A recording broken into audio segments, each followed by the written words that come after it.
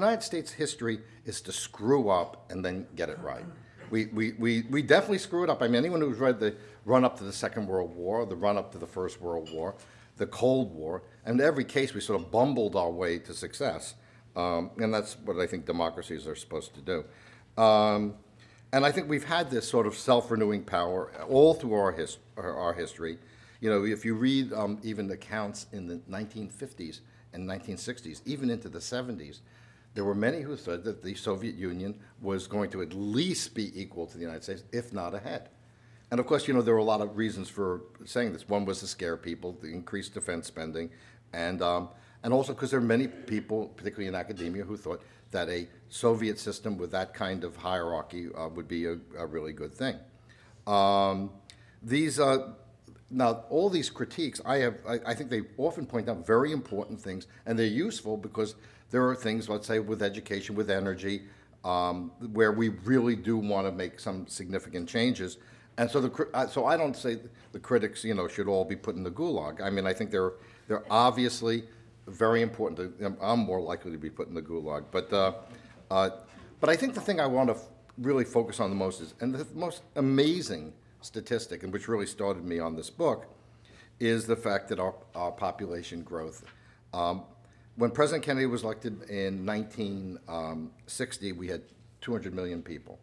Now, there were many people throughout the 19th century and the early 20th said we'd never support 100 million people. We couldn't support 150 million people. Well, now where we have 300 million people, we're going to have 400 million in 2050. Now, some people say it's as high as 500 million. Personally, I think the recession will slow down the birth rate. I think that as the country gets a little bit denser, I don't think it will get massively denser, but as it gets denser, people will have less children. The country is more urbanized. There'll probably be a little bit less children. So I'm taking 400 million, which would be what you would call a low ball estimate. And I always found that, you know, better to be conservative than not.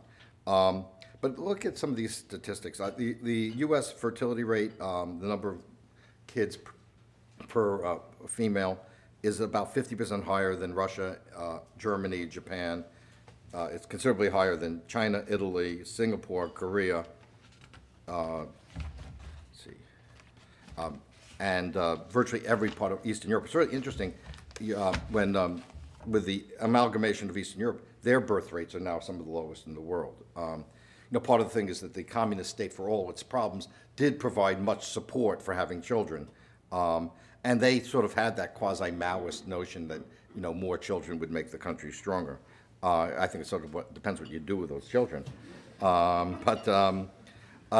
then, of course, we have immigration. Now, will immigrations, you know, it has slowed down. Will it continue? I think it's inevitable that it will continue.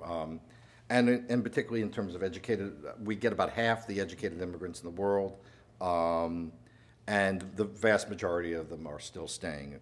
So, I mean, some go back for a while, and then they become kind of sometimes little ambassadors for the U.S., but in many cases they stay.